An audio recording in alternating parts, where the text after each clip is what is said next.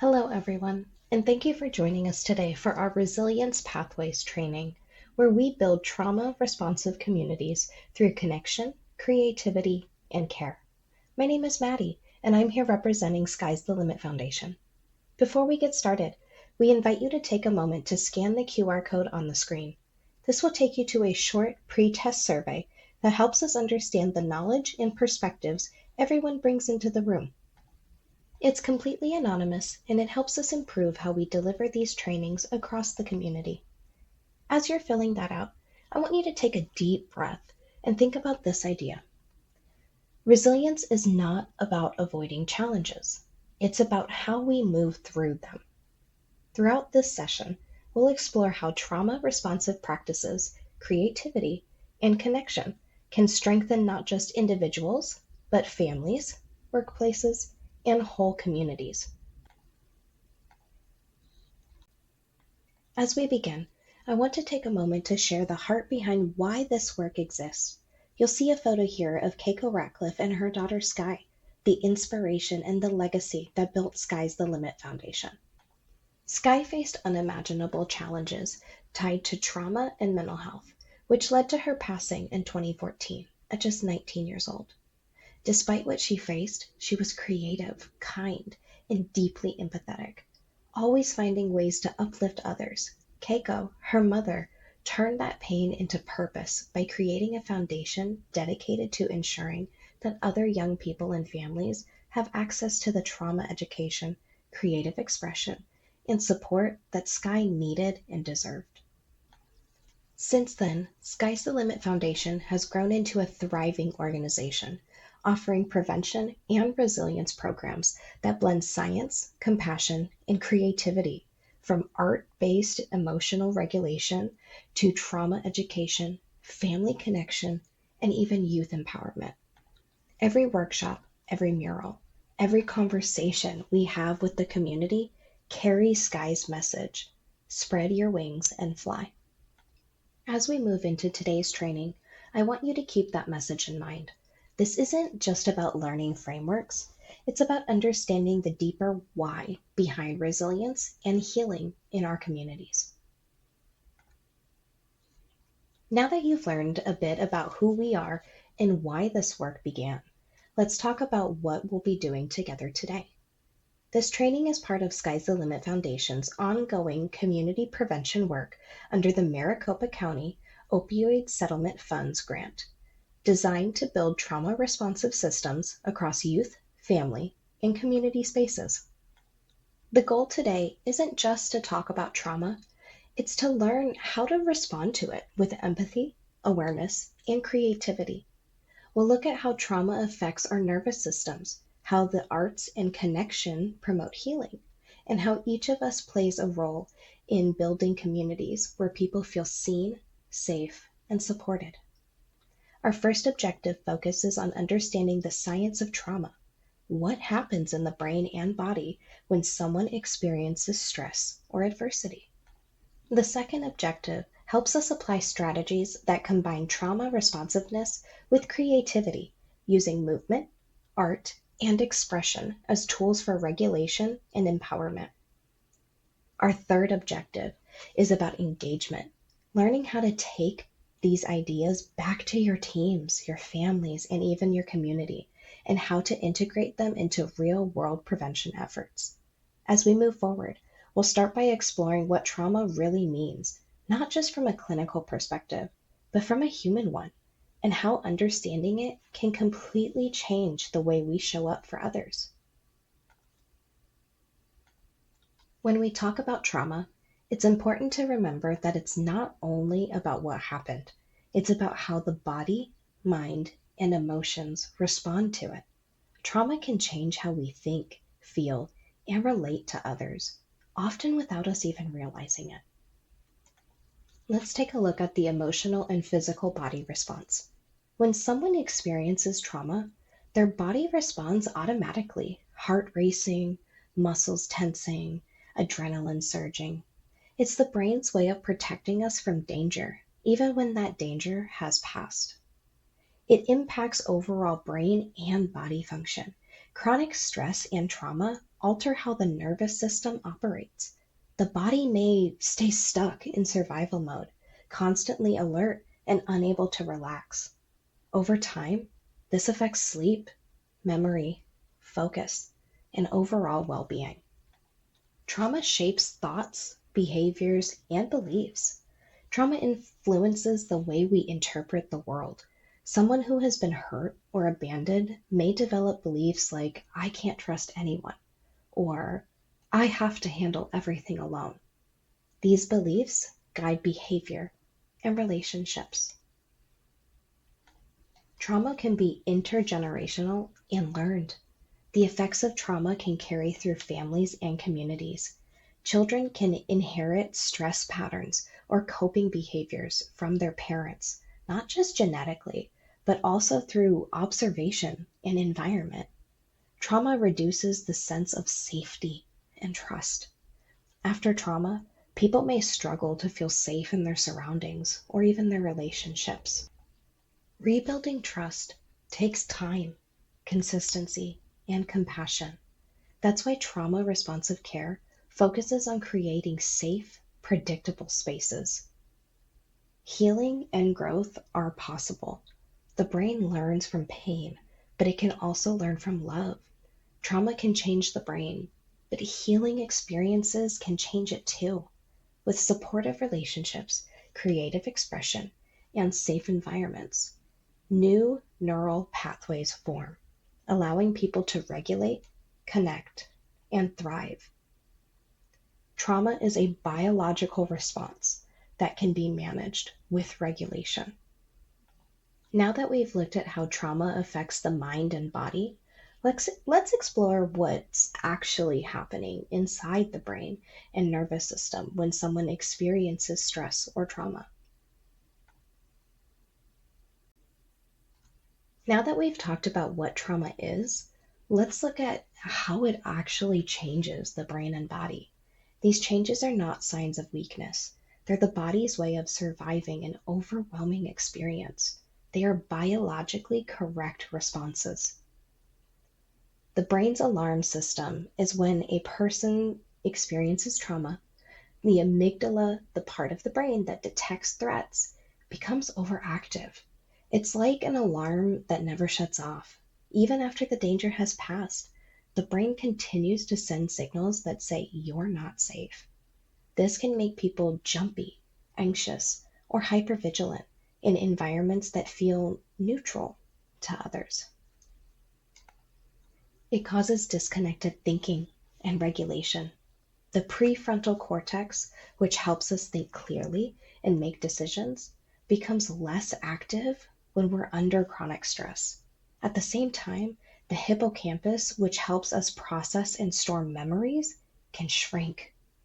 That's why trauma survivors might have trouble concentrating, remembering details, or making rational decisions when they're triggered. Their brain is doing its best to protect them, not to think things through logically.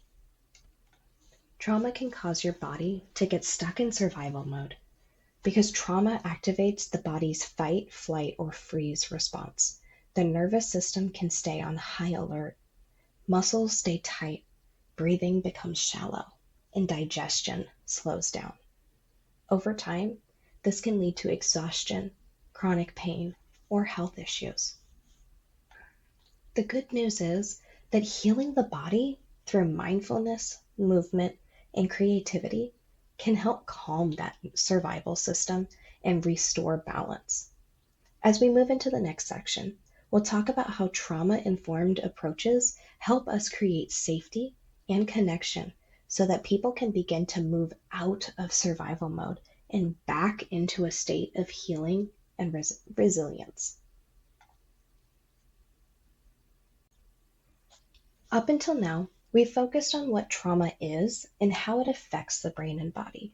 The next step is about translating that understanding into practice, how we show up, how we communicate, and how we create spaces where people can begin to heal. So let's look at trauma-informed versus trauma-responsive. Being trauma-informed is the first step. It means we know trauma exists and recognize its impact. But being trauma responsive means we act on that knowledge. It means, most importantly, the first thing we do is regulate ourselves to model regulation, calmness, and awareness. We are attuned to our surroundings and the person who is experiencing trauma. It also means we intentionally change the way we design programs, policies, and even environments so that they promote safety, trust, and empowerment. This is what Sky's the Limit Foundation focus on all across all of our community programs, moving from awareness to action. Now let's take a look at some of these core principles. So core principle 1, prioritize physical and emotional safety. Every interaction should communicate safety. That can mean consistent boundaries, predictable schedules, and non-judgmental responses. People can only heal when they feel safe enough to do so. Core principle 2, build trust through transparency. Trust develops when we're honest, consistent, and follow through on our word. Whether we're leading a youth group, a therapy session, or a community event, trust grows through reliability and openness. The third core principle is foster empowerment and choice. Trauma often takes away control. A trauma responsive approach gives it back. It gives it back through choice, collaboration, and a shared decision making. Even small choices help restore a person's sense of agency. Core principle 4, honor culture, identity, and voice. Everyone's healing journey is shaped by who they are and where they come from.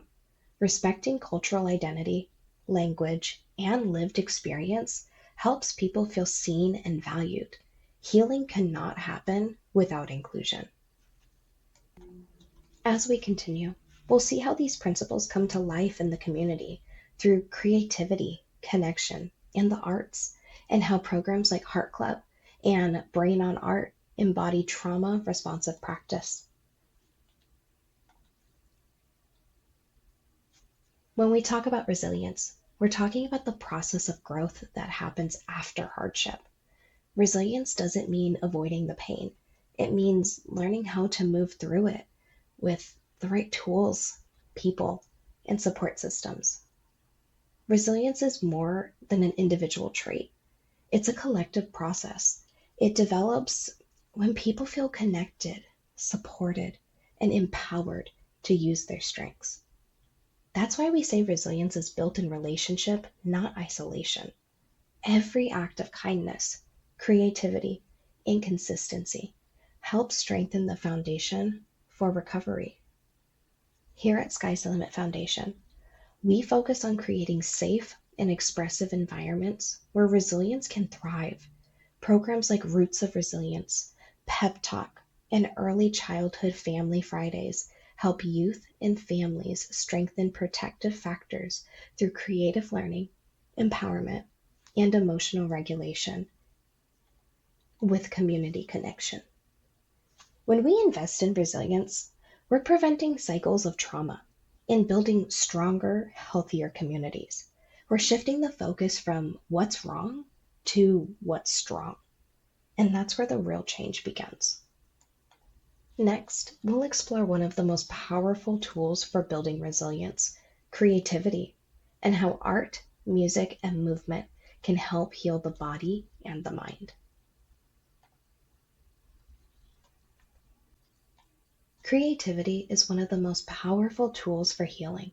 It engages parts of the brain that trauma often disconnects. Art, music, and movement help people process experiences that are too overwhelming for words, providing both release and restoration. Expression restores connection. When someone paints, dances, or writes, they're expressing emotions that may have been trapped in their body for years. This process reconnects thoughts, feelings, and relationships. It's why at Sky's the Limit Foundation, our programs like Heart Club and Brain on Art are so effective.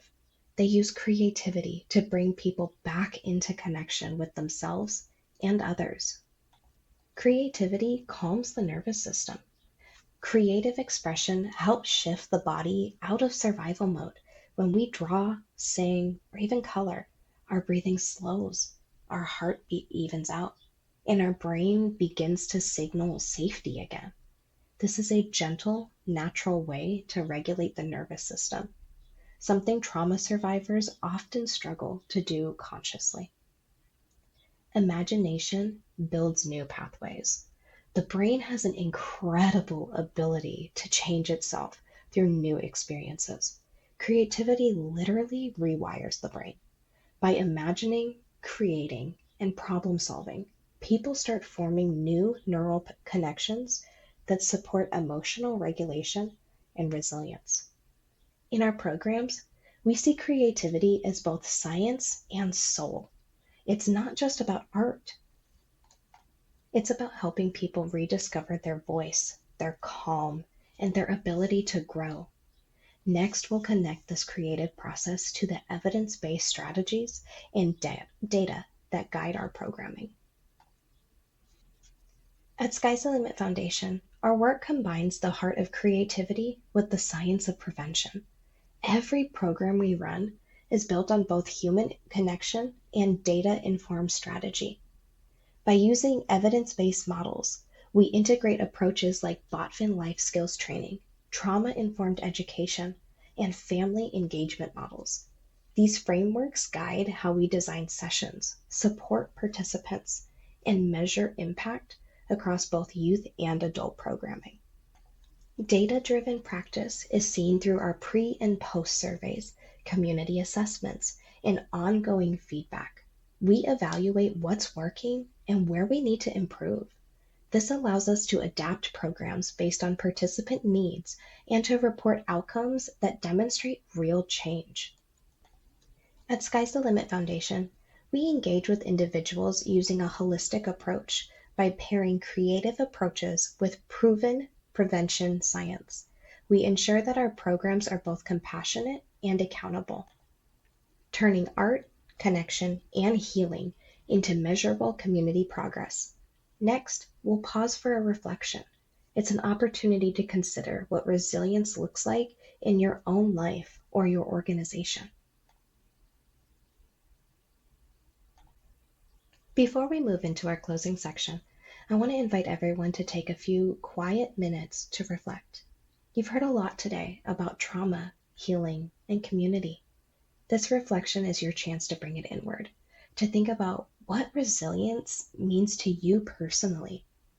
You can choose to write it down, doodle, or just simply sit and reflect. There are no wrong answers here. Resilience looks different for everyone. Think about a time when life felt challenging. Maybe it was a difficult transition, a loss, or even a moment of self-doubt. What helped you stay grounded? Was it a person, a place, a creative outlet, or was it a mindset that got you through?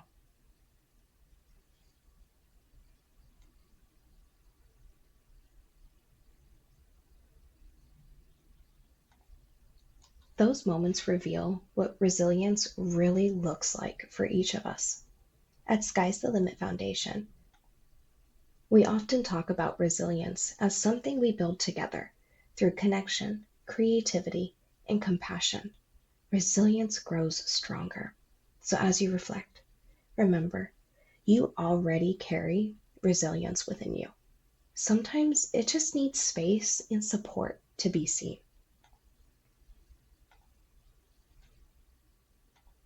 After taking a moment to reflect on what resilience means to us personally, let's think about how we carry that into our work, our communities, and our daily interactions.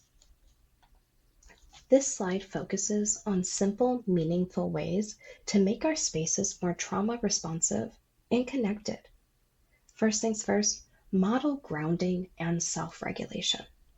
The most powerful thing and the first thing we must do is model calm self regulation. When we practice mindfulness or self regulation, others around us feel safer. Remember, the nervous system communicates safety more through presence and tone then through words. A good grounding and regulation technique that you can try is called box breathing, where you are going to inhale for 4 seconds, then you're going to hold your breath for 4 more seconds. Then you're going to slowly release your breath for another 4 seconds. And then you're going to hold that release once again for 4 seconds. You can repeat that for a couple of minutes, and you'll notice if you start to calm down and ground yourself to your surroundings. It's also helpful to use trauma responsive language. Language shapes safety, whether you're teaching, counseling, parenting, or leading. How you speak can either invite connection or trigger defensiveness. Phrases like, "What happened to you?" instead of, "What's wrong with you?" open doors to understanding rather than judgment. Build connection with collaboration. Resilience is a shared process. When we create spaces of belonging through community partnerships, peer support, and teamwork, we strengthen everyone's capacity to heal and thrive. No one builds resilience alone. As we move forward towards closing, keep in mind that resilience starts with awareness, but it grows through practice. Each conversation, every connection, and each creative act builds a stronger, more compassionate community. Before we close today, I'd like to thank you for being a part of today's Resilience Pathways training. Your participation and engagement help us continue this work across Maricopa County through the OSF grant. This post-test helps us measure what participants are learning and how our programs are impacting the community. It also allows us to refine future sessions so we can continue improving. Please take a few moments to scan the QR code and complete the short survey. It only takes a few minutes and your input is very valuable.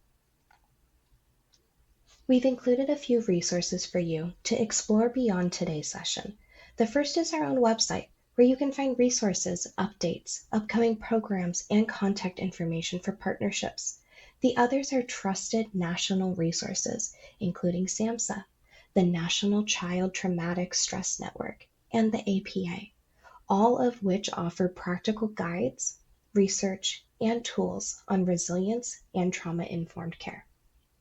As you complete your post-test, remember that today's training was not just about information, it's about connection and transformation. You are now a part of a community that's helping build trauma-responsive systems of care right here in your community.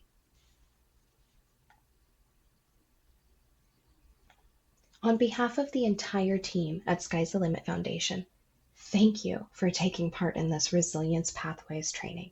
Your time, energy, and dedication to trauma-responsive work truly makes a difference in our community. Our programs continue to grow because of partnerships like yours, people and organizations that believe in compassion, creativity, and prevention as pathways to healing. Every small step you take towards awareness and connection creates ripples of change. We'd love to stay connected with you. You can scan the QR code on this slide to find our link tree, where you'll see upcoming events, volunteer opportunities, resources, and updates about our Maricopa OSF initiatives.